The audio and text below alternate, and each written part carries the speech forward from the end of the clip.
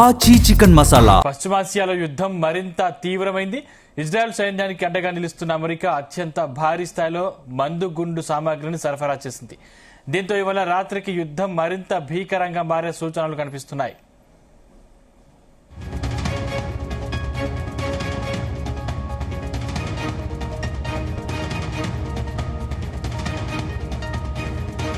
ఇప్పటికే వారం రోజులుగా సాగుతున్న ఈ పోరాటంలో అగ్రరాజ్యం అమెరికా తన ప్రమేయాన్ని పెంచుతూ పెను విధ్వంసాన్ని సృష్టించింది. తాజా పరిణామాల నేపథ్యంలో అమెరికా రక్షణ వర్గాలు కీలక హెచ్చరిక జారీ చేశాయి. ఇవాళ రాత్రికి శత్రువుల స్థావరాలపై బాంబుల మోత మోగుతుందని, దాడులు మునిపెన్నడూ లేని విధంగా అత్యంత తీవ్ర స్థాయిలో ఉంటాయని పేర్కొన్నాయి.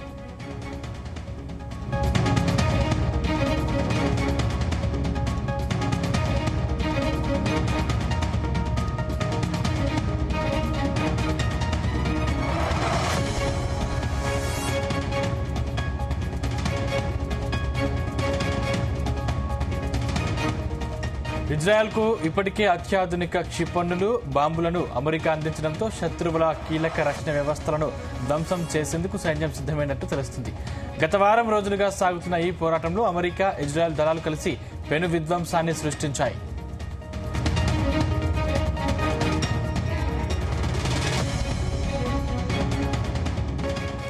అమెరికా రక్షణ శాఖ గణాంకాల ప్రకారం ఇప్పటి వరకు శత్రువులకు చెందిన 3,000 కంటే ఎక్కువ సైనిక లక్ష్యాలను నేలమట్టం చేశారు. ఇందులో కీలకమైన క్షిపణి ప్రయోగ కేంద్రాలు, ఆయుధ గిడ్డంగులు, కమాండ్ సెంటర్లు ఉన్నట్లుగా సమాచారం.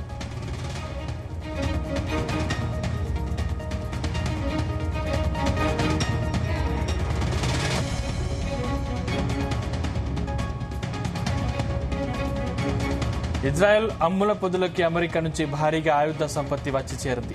ఎమర్జెన్సీ కింద వేల సంఖ్యలో గైడెడ్ బాంబులు, క్షిపణి విడిభాగాలను అమెరికా పంపినట్లు తెలుస్తుంది. మిత్ర దేశానికి రక్షణ కల్పించడం తమ బాధ్యత అని చెప్తూనే యుద్ధాన్ని ముగించే లోపు శత్రువును కోలుకోలేని దెబ్బ తీయాలని రెండు దేశాలు గట్టిగానే ప్లాన్ చేశాయి. ఇదే అంశానికి సంబంధించిన మరిన్ని పూర్తి డీటెయిల్స్ మా చీఫ్ న్యూస్ కోఆర్డినేటర్ రాధాకృష్ణ అందిస్తారు. రాధాకృష్ణ.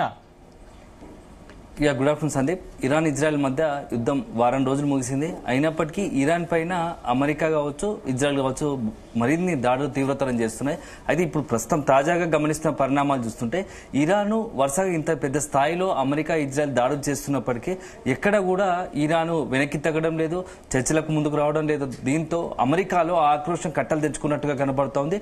సో ఇలా కాదు, ఇక మరింత మనం పదనుగా మరింత ధీటుగా, ఒక రకంగా చెప్పాలంటే భీకరంగా ఇరాన్ పై దాడులు చేయాలని ఆలోచనలో అమెరికా ఉన్నట్టుగా తెలుస్తోంది. సో మొత్తంగా వారం రోజుల్లో జరుగుతున్న యుద్ధ నేపథ్యంలో అమెరికాలో ముఖ్యంగా డొనాల్డ్ ట్రంప్ లో ఫ్రస్ట్రేషన్ పీక్ స్థాయికి వెళ్ళినట్టుగా తెలుస్తోంది. ఎందుకంటే తను ఏమీ చేయలేకపోతున్నా ఇరాన్ ఒకవైపు, ఇజ్రాయెల్, అమెరికా రెండు బలగాలు అత్యంత ఒకవైపు సాంకేతిక పరిజ్ఞానం, దాంతో పాటు అన్నిటి రకాల ఆయుధ సంపత్తి కలిగినప్పటికీ ఇరాన్ విషయంలో ఎందుకు మనము పైచేయి సాధించలేకపోతున్నామని ఒక భావన అమెరికాలో కనపడుతున్నట్టుగా తెలుస్తోంది.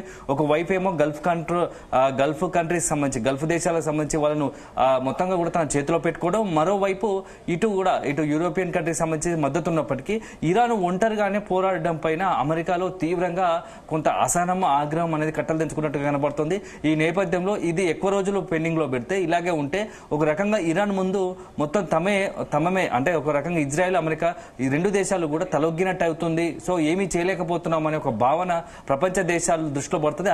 అదే జరిగితే ఖచ్చితంగా అది ఆటోమేటిక్ గా అమెరికాకు సంబంధించినటువంటి ప్రభావం, అమెరికా ఉన్నటువంటి ఏదైతే ఆయుధ సంపదని ఇన్ని రోజులు చెప్పుకున్నామో అగ్రరాజ్యంగా ఉన్నటువంటి దానికి ఒక మాయని మచ్చగా మారే అవకాశం ఉందనే ఆలోచన అమెరికాలో డొనాల్డ్ ట్రంప్ లో కలుగుతున్నట్టుగా ఉంది. సో ఇటీవల వరుసగా జరుగుతున్న పరిణామాల నేపథ్యంలో ఇది ఎక్కువ రోజులు యుద్ధం కొనసాగిస్తే అది అల్టిమేట్ గా ఇరాన్ కు లాభం జరుగుతుంది. అదే సందర్భంలో ఇరాన్ పై ఇంత తీవ్రంగా దాడి చేస్తున్నా ఏమీ చేయలేకపోతున్నాము. సో అల్టిమేట్ గా అది ఇజ్రాయెల్, అమెరికా ఫెయిల్యూర్ కింద ముద్రపడే అవకాశం ఉంటుంది. సో ప్రపంచ దేశాల్లో ఒక రకంగా తలొగ్గే పరిస్థితి, ప్రపంచ దేశాల ముందు పరువుపోయే పరిస్థితి ఉంటుంది అనే ఒక భావనలో అమెరికా ఉన్నట్టు తెలుస్తుంది. ఈ నేపథ్యంలో మొత్తంగా యుద్ధ స్వరూపాన్ని మార్చేందుకు సిద్ధమవుతున్నట్టుగా తెలుస్తోంది.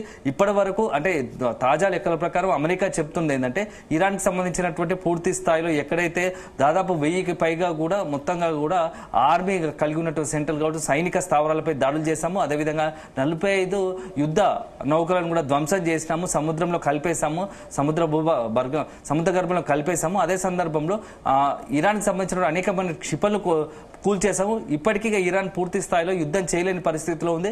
సో తనకు సంబంధించినటువంటి ఇరాన్ సుప్రీం కోల్పోయారు, అతనికి సంబంధించినటువంటి సైనికంగా అత్యంత కీలకమైనటువంటి కమాండర్ చీఫ్ పాక్ పౌరు కోల్పోయారు, రక్షణ శాఖ మంత్రిని జావేద్ జర్దారిని కోల్పోయారు. సో ఇప్పుడు ఇరాన్ చేయడానికి ఏం లేదు. ఫస్ట్ ఫేజ్ సెకండ్ ఫేజ్ దాటిపోయింది, యుద్ధం మూడో దశలకు వచ్చింది.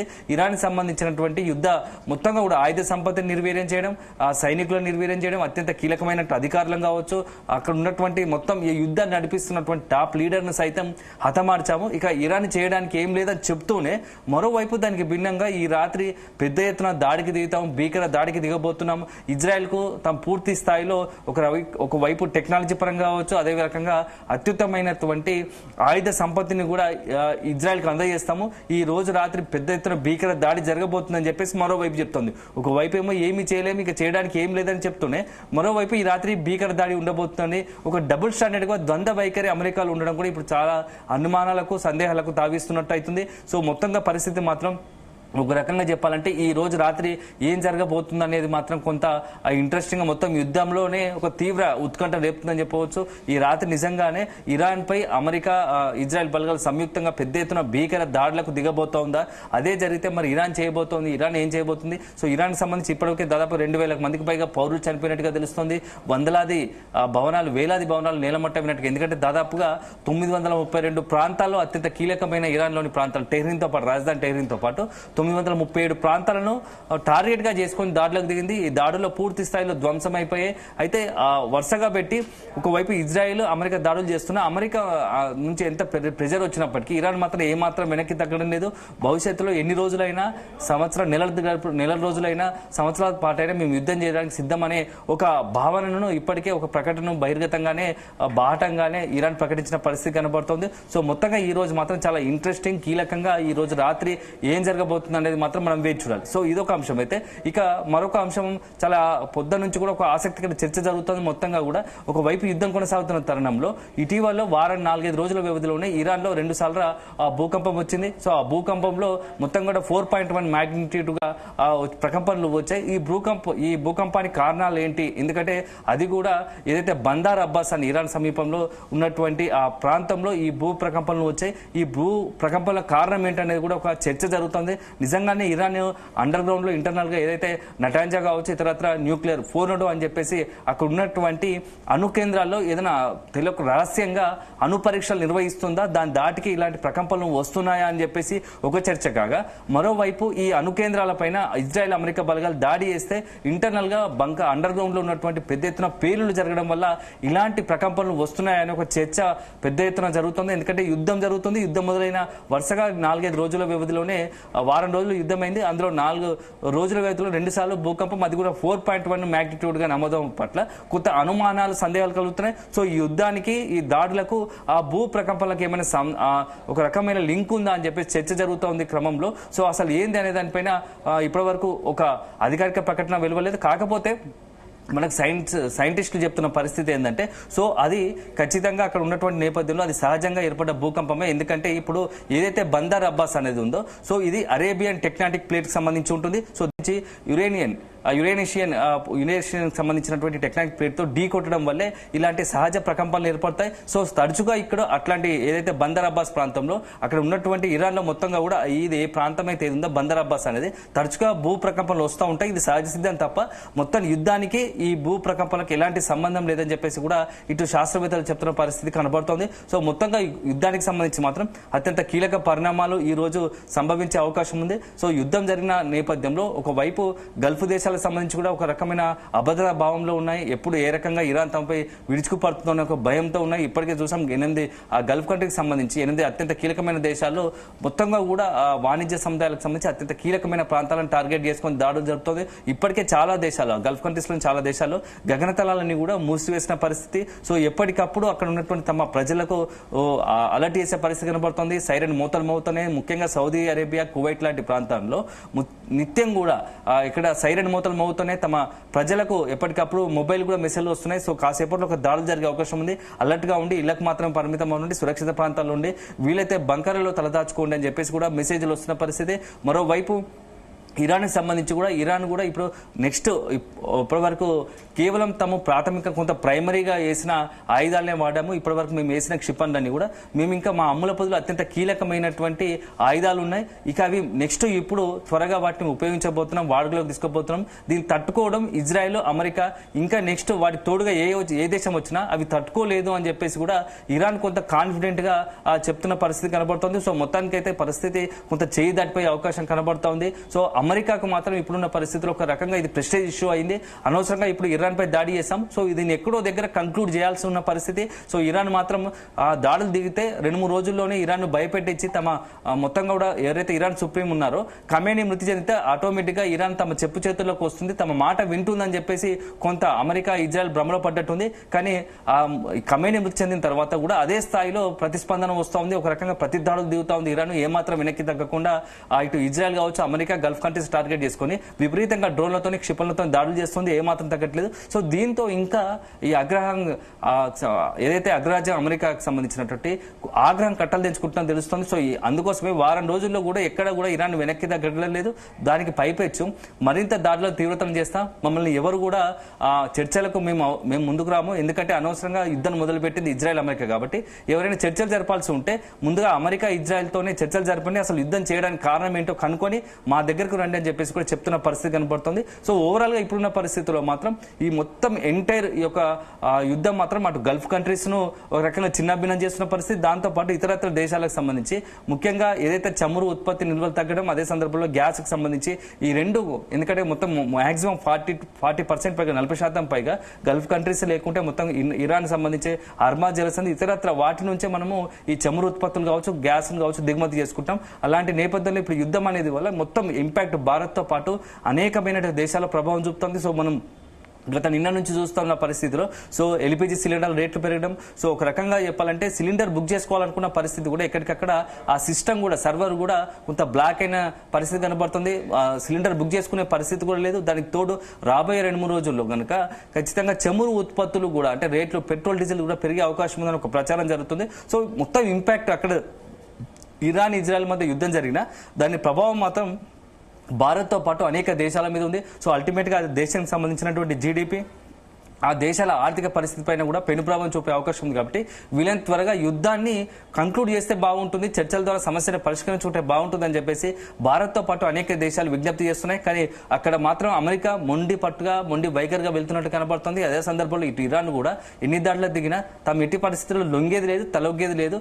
ఎంతవరకైనా యుద్ధాని కోసం మేము ముందుకు వెళ్తాము, ఎట్టి పరిస్థితుల్లో కాంప్రమైజ్ అయ్యేది లేదు అని చెప్పేసి కూడా ఇరాన్ చెప్తున్న పరిస్థితి. సో ఈ నేపథ్యంలో ఈ రోజు రాత్రి ఏం జరగబోతోంది, నిజంగానే ఇరాన్ సంబంధించి మొత్తం దాడులతో అసలు ప్రపంచ పటంలో ఇరాన్ లేకుండా చేయాలనేది ఇజ్రాయెల్, అమెరికా పన్నాగమా, లేకుంటే ఇరాన్ కి సంబంధించి ఇంత పెద్ద ఎత్తున దాడులు దిగినా తాము ఏమాత్రం వెనక్కి తగ్గం, మాకేమీ కాదు, మేము అమెరికాను అదేవిధంగా ఇజ్రాయెల్ వదిలిపెట్టబోమని చెప్పేసి ఇరాన్ చెప్తున్న పరిస్థితి చూస్తూ ఉంటే సో యుద్ధం ఇప్పట్లో ముగిసేయలేదు. అదే సందర్భంలో యుద్ధం మరికొద్ది రోజుల పాటు కొనసాగితే దాని ఇంపాక్ట్ ఖచ్చితంగా ప్రపంచ దేశాల్లో అన్ని దేశాలపైన పడుతుంది. ముఖ్యంగా భారత్ లాంటి ఎక్కువ జనాభా, ఎందుకంటే భారత్, చైనాలో పెద్ద ఎత్తున జనాభా ఉంటుంది, 150 కోట్లకు పైగా జనాభా ఉన్నటువంటి భారత్, చైనా లాంటి దేశాల్లో దాని ప్రభావం మరింత ఉంటుందని మనం స్పష్టంగా చెప్పాల్సి ఉంటుంది. సందీప్, అయితే రాధాకృష్ణ, అంటే అమెరికా అధ్యక్షుడు డొనాల్డ్ ట్రంప్ ఇప్పటికే యుద్ధం దాదాపు 4 నుంచి 5 వారాలు కొనసాగిస్తామని చెప్పిన నేపథ్యంలో ఈ రోజుకి దాదాపు 1 వీక్ కంప్లీట్ చేసుకున్న సందర్భంగా అంటే ఇంకా 3 నుంచి 4 వారాలు ఇంకా యుద్ధం చేసే అవకాశాలు ఉన్నాయా, లేకపోతే మధ్యవర్తి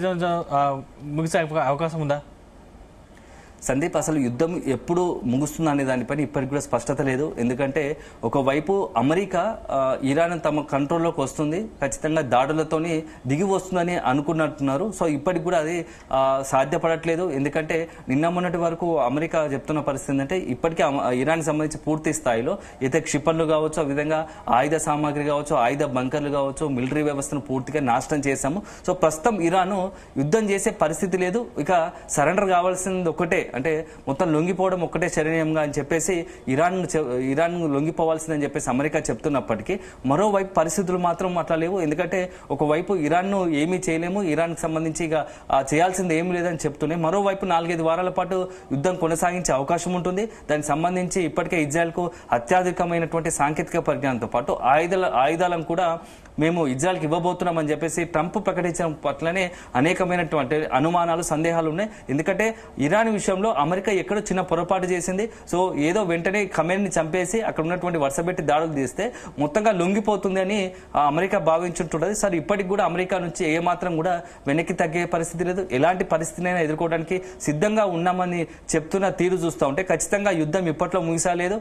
అమెరికా ఇజ్రాయెల్ ఎంతవరకు దాడులు చేసినా, ఎంత బలవంతం పెట్టినా ఇరాన్ మాత్రం తలొగ్గే పరిస్థితి లేదని తెలుస్తోంది. సో ఇట్లా ప్రస్తుతం ఇప్పుడు ఉన్నటువంటి పరిణామాల నేపథ్యంలో మరికొద్ది వారాల పాటు కూడా యుద్ధం కొనసాగే అవకాశం ఉంది. సో అది కనుక కొనసాగితే అది అల్టిమేట్ గా మొత్తం ప్రపంచ దేశాల మీద పెను ప్రభావం, తీవ్ర ప్రభావం చూపే అవకాశం ఉంది. ఎందుకంటే రీసెంట్ గా నిన్న ఖతార్ ఒక ప్రభుత్వం అక్కడ ఒక ప్రకటన చేసింది. సో యుద్ధం కనుక మరికొద్ది వారాలు కొనసాగితే, 2 వారాల పాటు కొనసాగితే వరల్డ్ వైడ్ గా చమురుకు సంబంధించి పెద్ద ఎత్తున పెను ప్రభావం ఏర్పడే అవకాశం ఉంది. ప్రస్తుతం అంటే అంతర్జాతీయ మార్కెట్లో ఈ 2-3 కొద్దిగా యుద్ధం ఇలా కొనసాగితే $150 క్రూడ్ ఆయిల్ ధర, బ్యారెల్ ధర ఉండే అవకాశం ఉంటుంది. సో అట్లా కనుక ఉంటే అది మొత్తం యావత్ ప్రపంచ దేశాల మీద పెను ప్రభావం చూపే అవకాశం ఉంటుంది. సో కొన్ని ఆయా దేశాల్లో ఆర్థికంగా విపత్కర పరిస్థితులు తలెత్తే అవకాశం ఉంటుంది. కాబట్టి ముందు జాగ్రత్తగా మొత్తం యుద్ధం విషయంలో అన్ని దేశాలు కలిసి కూడా ఒక నిర్ణయం తీసుకోవాల్సిన అవసరం ఉందని చెప్పేసి కూడా కొంత ఖతార్ లాంటి దేశం హెచ్చరికలు జారీ చేసిన పరిస్థితి. సో దీనికి తోడు మరోవైపు ఇదొక అంశం అయితే, ఇక ఇరాన్ మాత్రం గల్ఫ్ కంట్రీస్ లో అత్యంత కీలకమైనటువంటి చమురు ఉత్పత్తి కేంద్రాలను,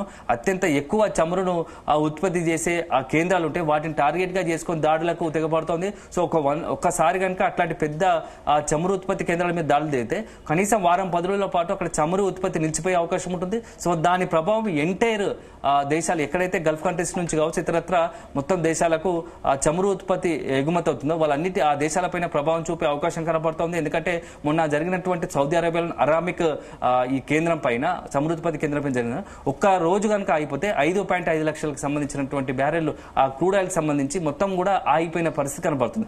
అదే వారం రోజుల పాటు కనుక ఇలాగే నిలిచిపోతే దాని ఇంపాక్ట్ ఎలా ఉంటుందో ఒకసారి మనం అర్థం చేసుకోవాల్సి ఉంటుంది. సో అదే కనుక మొత్తం మార్కెట్లో కనుక అంతర్జాతీయ మార్కెట్లో క్రూడ్ ఆయిల్ ధర పెరగడం, అదే సందర్భంలో అనుకున్న సమయానికి మనము దిగుమతి చేసుకోకపోవడం, దీంతో మొత్తం కూడా ఆ వ్యవస్థలే కొంత అనేక రంగాలపై పెను ప్రభావం పడి వ్యవస్థలే గందరగోళం అయ్యే అవకాశం ఉంటుంది. కాబట్టి సో వీలంత వరకు ఈ విషయంలో, యుద్ధం విషయంలో అన్ని దేశాలు కూడా ఒక నిర్ణయానికి రావాల్సి ఉంటుంది. అమెరికా, ఇటు ఇరాన్ మొత్తంగా కూడా అమెరికా, ఇజ్రాయెల్ తో పాటు ఇరాన్ కూడా మొత్తంగా యుద్ధం విషయంలో ఒక కంక్లూడ్ రావాలి, చర్చల ద్వారా సమస్యను పరిష్కరించుకోవాల్సింది కూడా మిగతా దేశాలు చెప్తున్న పరిస్థితి కనబడుతోంది. Sandeep, right, thank you Radhakrishna.